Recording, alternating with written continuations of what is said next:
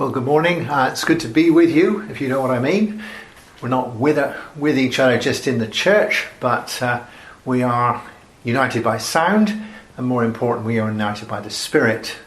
So I'm speaking to you from my home into probably most of your homes, and if you're in the UK, you will be in lockdown of one sort or another. But God unites us, and God's word is great, whatever the situation, but particularly at this time when we're all up against it. We're up against it in the national crisis, and those of you in other parts of the world are probably suffering in similar ways. But as I said last week, we are also up against it in small individual crises. I'm thinking at the moment of people who are ill but don't have the virus and are suffering delays and anxiety because of that. People who can't or are bereaved and can't have a proper funeral.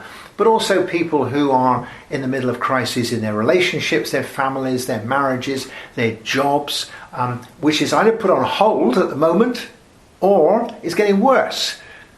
I don't think it's just a matter of what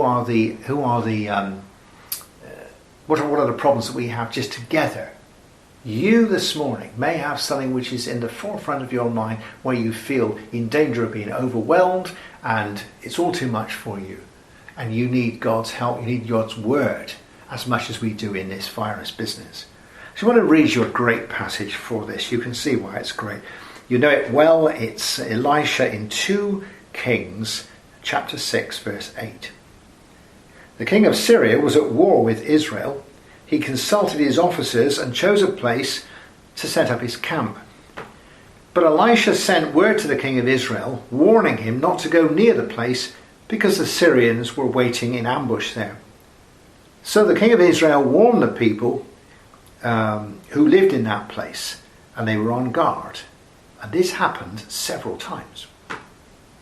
The Syrian king became greatly upset over this, and he called in his officers and asked them, "Which one of you is on the side of the king of Israel?"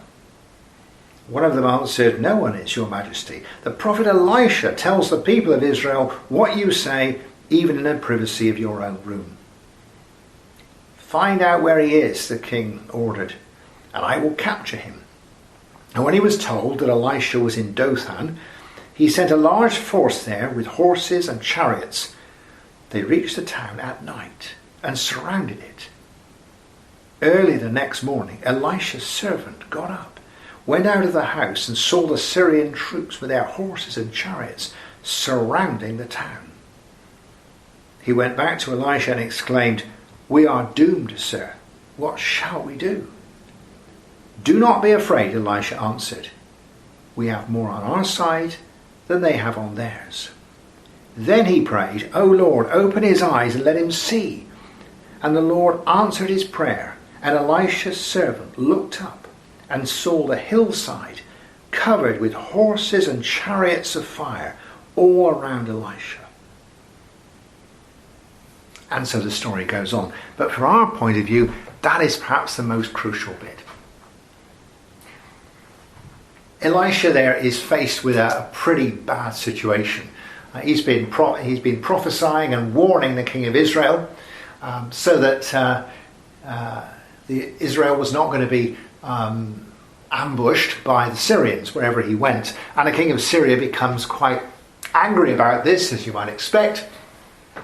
He doesn't send, in those days they wouldn't send a protest note through the ambassador. He sent a massive great army, surrounded Dothan, and it was going to be a very bad day for Elisha. So when the young man gets up and sees all this great army around him, he says they are doomed. We are doomed. And they were. But notice what Elisha does not say when he gets up. He doesn't say, "Oh, I don't think there's as many as of you thought. Count there's not that many." Or he doesn't say, "Well, they don't look very aggressive. Perhaps they're on exercise and are just resting." And he doesn't say, worst of all, "I think the two of us could take them," the way they do in American Westerns. Now, he doesn't reduce the number of the Syrian army at all. He makes a strategic reassessment. He says, actually, those on our side are more than on their side. In other words, the power of God that is with us is far greater than that power, without denigrating that power at all. We look at it in the eyes and say, yeah, but the power that God has is far greater than that. And he says that without seeing the army. But the young man is still terrified, so he says, Lord, please show him. And then he reveals it, and there it is.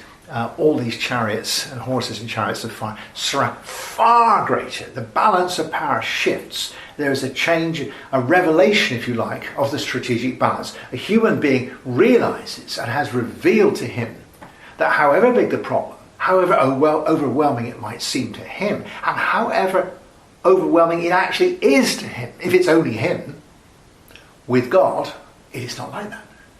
God is always greater than whatever the problem might be. And that's the crucial pattern for this morning, I think, the crucial word just for this morning.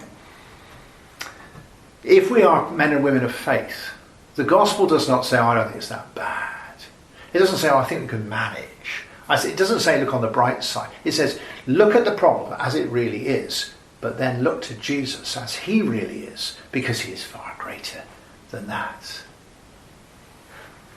This idea of strategic reassessment, where the power really lies, comes from a sense of disclosure. You see, the young man has to see this, has it revealed to him. You get that again a bit later with, a bit earlier actually, with Jacob back in Genesis.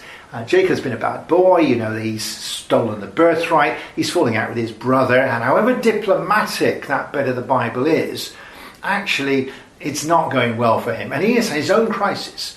He flees from his home, he's estranged from his father, his brother, his mother's had enough, he's gone sent into a far country to relatives that he may or may not welcome him. He's there in the middle of the wilderness in the middle of the night.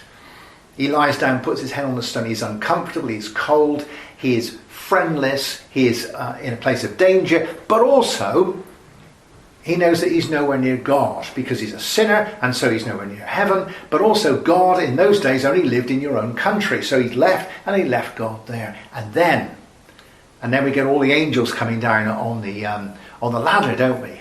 Jacob's ladder. And God reveals to him that the strategic situation is completely different. That God is there with him. And that God is there, although he is a holy God, he's still there with him, although he is... although he's a sinner, he's still there. The stairway says, I'm here and I've come down to you. It changes the whole situation.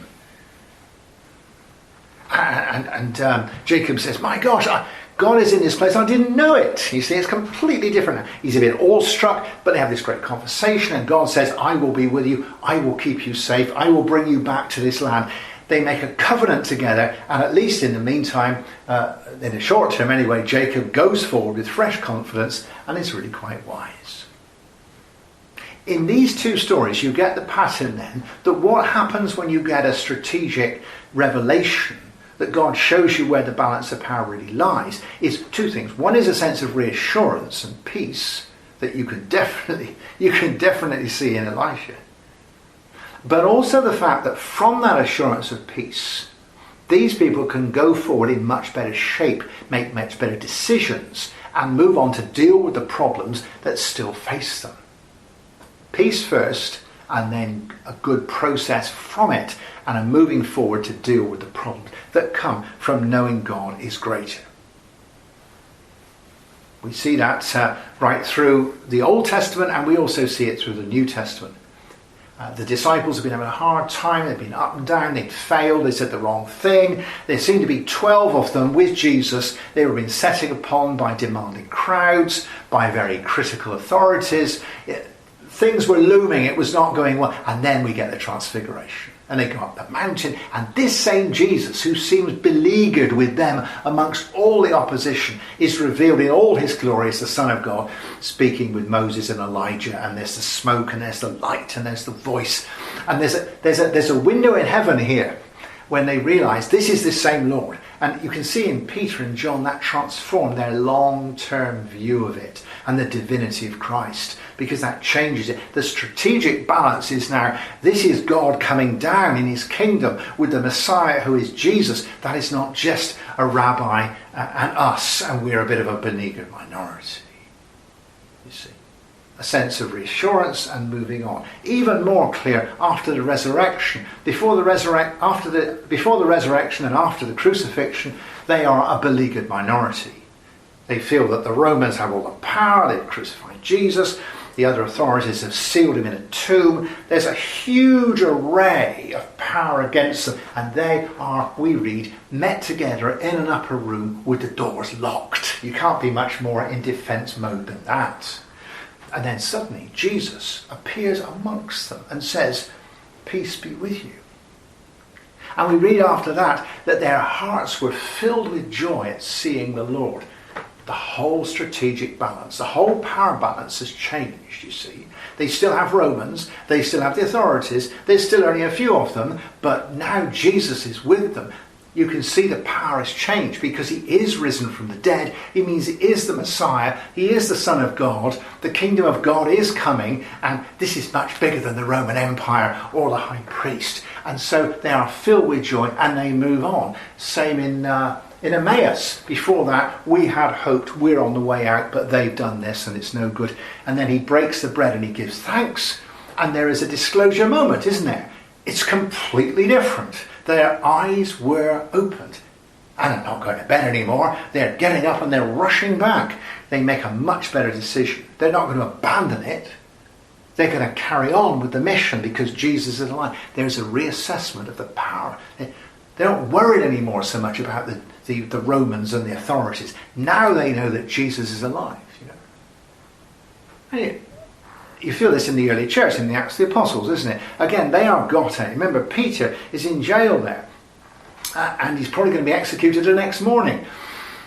And then God sends an angel, and the angel fills the whole jail with light. And so, okay, there was a special two soldiers, and there were chains, and there was bars, and there was everything that you could do in a high security jail in those days. But now an angel standing there that fills it with light is completely different. It's completely different. And in those experiences with the early church, they are calmed, they are reassured, and they make the steps that lead them forwards into building the early church and the Christian church of which we are a part. You get that in St. Paul. Do not be afraid, Jesus says. We were looking at that last week and the week before when he was in the storm and what have you. Do not be afraid. You will. So I am no more afraid, but I can move on and I can make good decisions. That is the pattern we have. Isn't that a great pattern that we could have today? That we could move forward because we are calm and we are collected because we know that Jesus is more powerful than whatever it might be that we have. I think that's a great thing. I just want to hold that this morning in that sense of peace. Strategic reassessment. The power balance is different. The problem is still there, but it is in proportion, and you can live in that new reality. When I worked for the army as a chaplain, I was seconded at one point to the United Nations, and I was serving in Cyprus, which was much more stressful then than it is now. Across the middle of Cyprus there was a UN strip, perhaps half a mile, perhaps a bit more, perhaps a bit less. On one side were detachments of what was then the Turkish army, and on the other side forces of the Greek Cypriot army. Down the middle there was a rough road which ran most of the way through absolutely nowhere. It was like just a dirt road, up and down, very rough, with these two armies facing each other either side.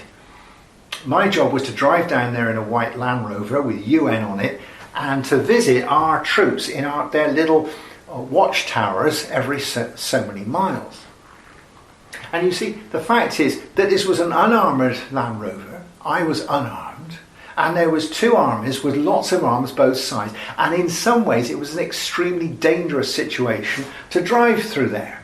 But in other ways, I can feel, because this is a white Land Rover, because it has UN on it, all right, I can do this with a sense of calm. I can drive properly. I can do my job. Why can I do that? because the whole of the United Nations is behind me. You shoot me, you will shoot the United Nations and NATO and the British Army and the Americans and goodness knows what.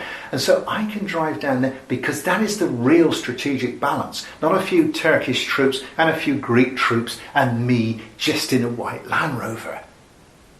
The strategic balance gives you a sense of peace. Hey, just drive the Land Rover. Don't hide behind the steering wheel. And being able to move on to the next job you're going to do, which you would not do otherwise. That's what I want you to be able to do this morning.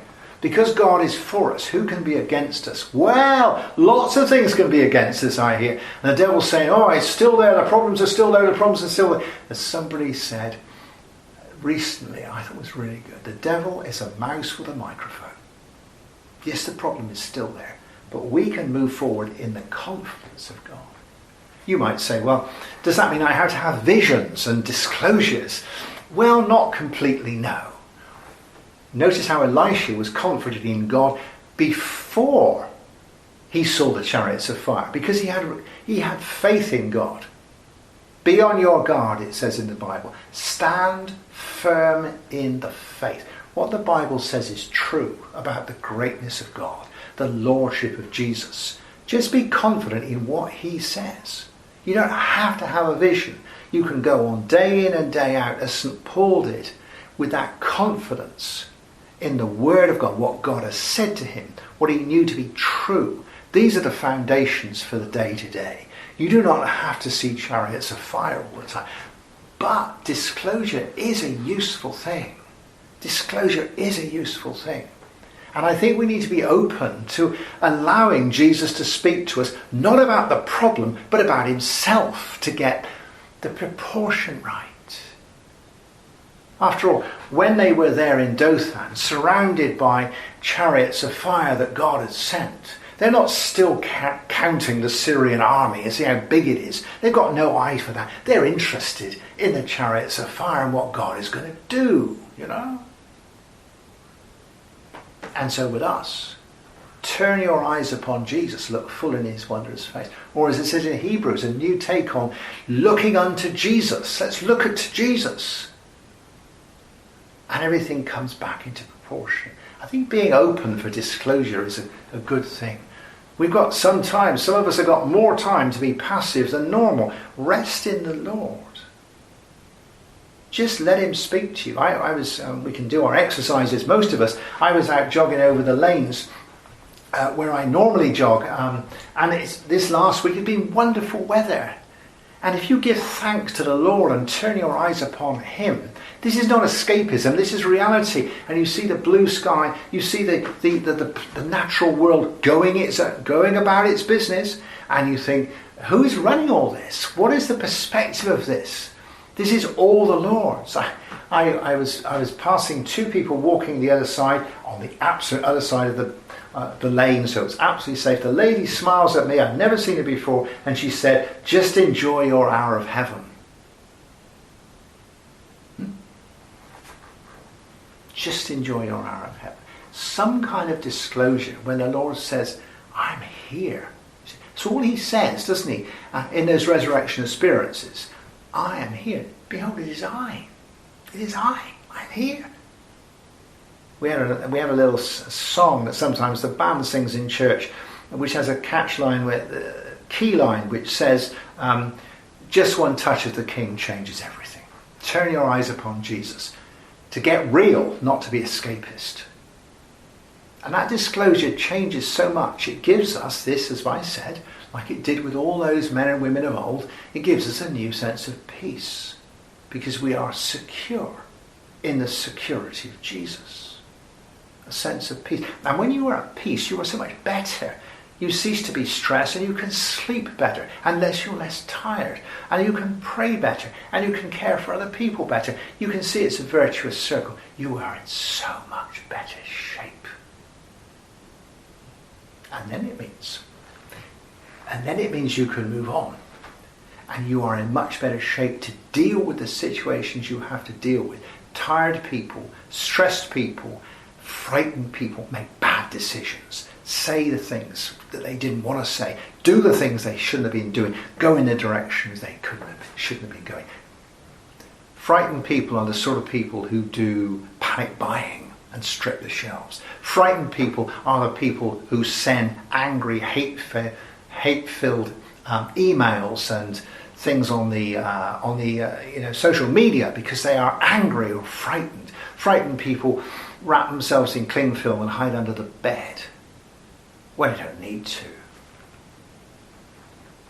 But if we are strong in the Lord, if we have the balance of power right, then we can make good decisions. We can be the best of citizens. We can pray in the right way. We can help people with diligence and courage and honesty. Not just ourselves, but the people around us. We can be leaven in a lump. And we are moving on. We're no longer on the defensive. We're no longer saying, oh no, it's no good. Elisha moved out to meet the Syrian army. Which is where we just need to go on before we finish. Because if we left it there, you would get the feeling that, okay, because Christians have a view of God and a belief system, that makes us more calm, more relaxed. It makes us nicer people, which is what most people think. But that is only a beginning. That gives the impression that when we say God is in charge, it's just a way of looking at things, but it doesn't make any difference. But it does. When Elisha goes out to meet the Syrian army, God strikes the army dead, strikes the army blind rather, and Elisha takes it from there. They get their sight back again. He has to do a lot of things, but immediately God is engaged. You get it even better with Gideon. Remember Gideon, they were having a bad time with the Midianites, and the Midianites were dominating them politically and militarily. He's hiding in a hole. He is, as he says, the least man of the least family of the least tribe of Israel. He's nobody. And then an angel of the Lord stands there and speaks to him and says, mighty man, hail, mighty man. Immediately, what we've just been talking about, there is a change of power balance. Forget the Midianites, forget that I'm in this hole, but suddenly here is an angel. But then, you know the great story of Gideon. Gideon then, at the command of the angel, becomes a new leader, a leader of his nation, a leader of his army, and fights great battles and frees Israel from the Midianites. But the point is here, he doesn't just get inspired that God is in control, pulls himself together and goes and fights battles. He says, I can't do this, a bit like Moses did. And God says, no, you go and I will fight for you. I will help you.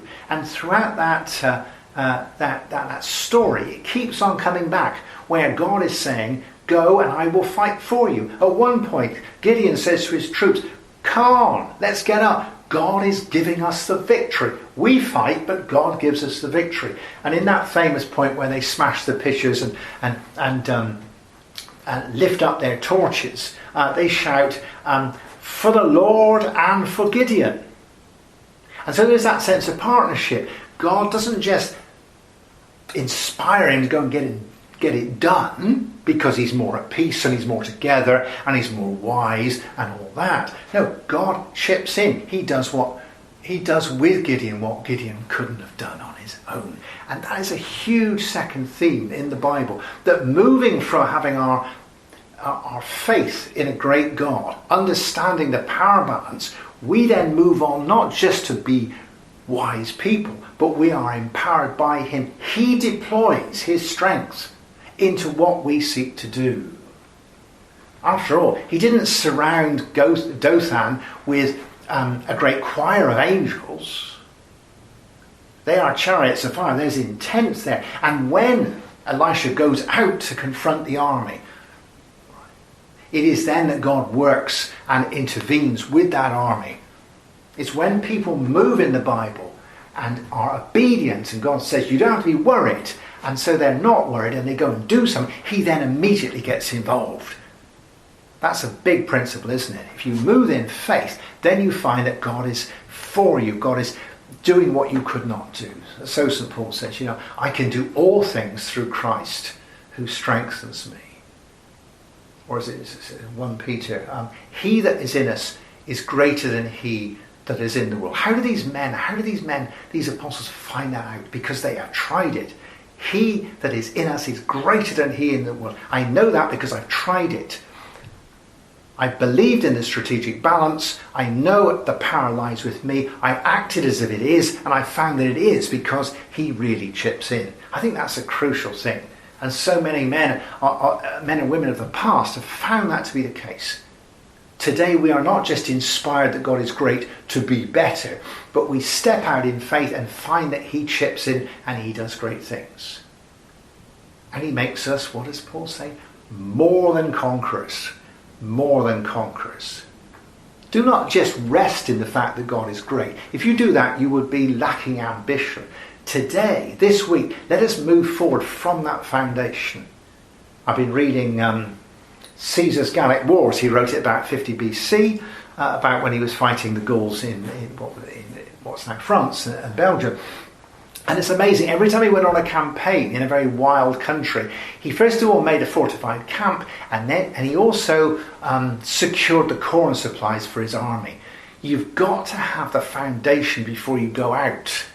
Unless you retain that vision that God is for me, then I'm not going to go out and do anything just because I'm inspired. If I have that foundation, then I know again and again and again, he will be for me and with me and giving me the victory.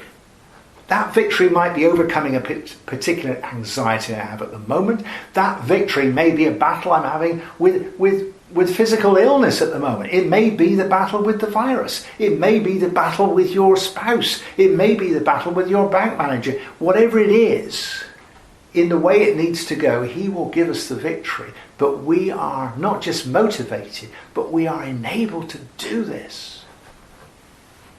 Just two quick things on the end of that. I've got a couple of great verses for you from this, which have meant a lot to me over the years. From Zephaniah, that's a small slippery prophet at the end of the Old Testament, isn't it? Zephaniah, you want to find Zephaniah, go to Matthew and go back a couple. Zephaniah 3:17. He is in your midst, a mighty victor, a mighty warrior who gives victory. There's a picture here of sort of a medieval battle, and everybody's fighting together with the king there. But he's not just leading them, he's not just making up the numbers. The king is the great warrior, and with his chiefs and with the standard, these in the middle, they are doing the best fighting. Everybody looks to them. They give victory. Right? As he says, God is in your midst, a mighty warrior. And so with Jesus, with you today, he's not just there alongside you as a friend, just that, he is. But he's a mighty warrior. He takes us forward. He's much bigger than we are. He is the one that ensues the victory in whatever little thing we are needing to deal with this week, or whether it's the virus.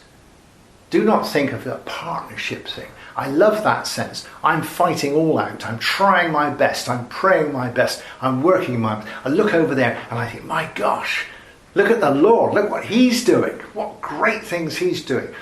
Occasionally in worship, we might raise our hands. Think of it like this. When you raise your hands, you could raise your hands now at home. The great thing is at home, nobody's going to notice, are they? If you raise your hands now, imagine the Lord standing next to you as a mighty parent.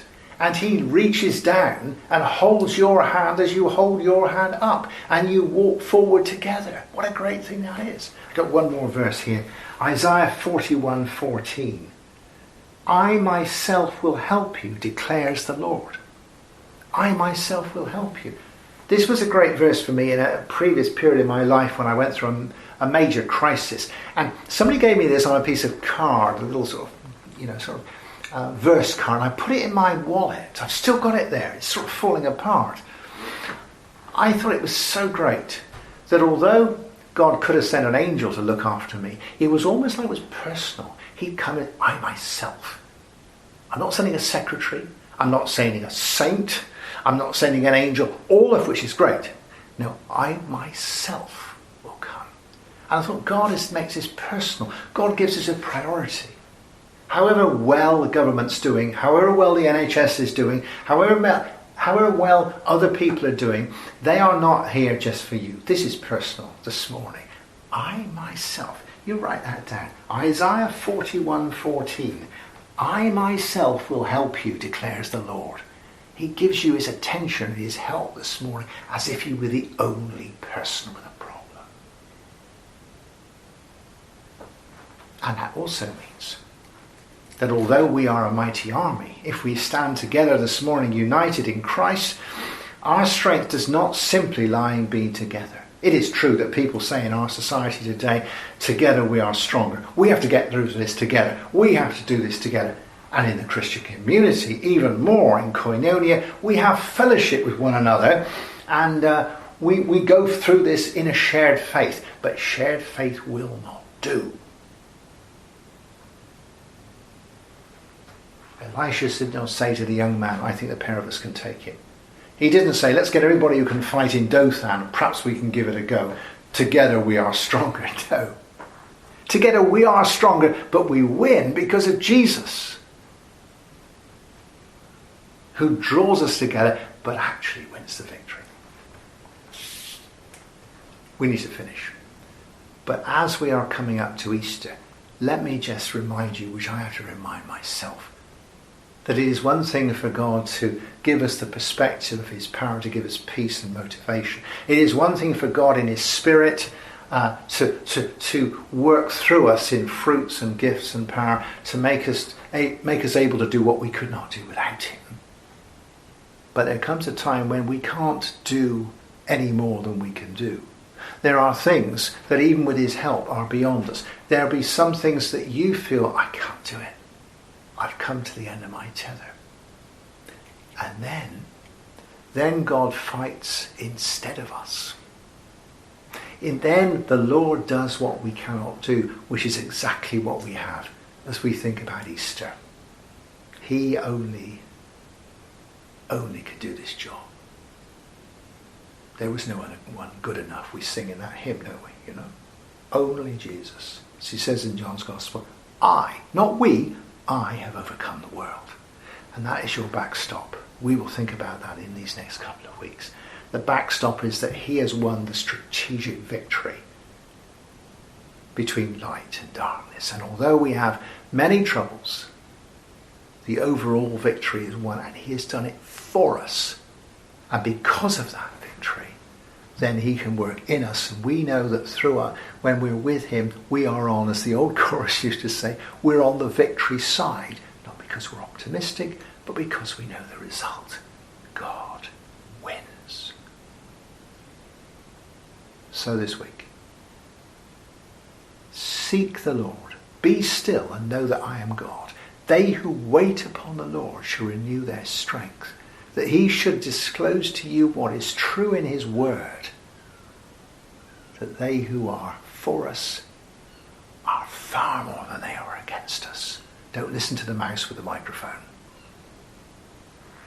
And then have a peace within yourself to be whole, to lead you on to good decisions, to lead you on as the Lord guides you, and then find that he chips in, that he comes in, that he gives you the strength, that he does what you cannot do and makes you more than a conqueror.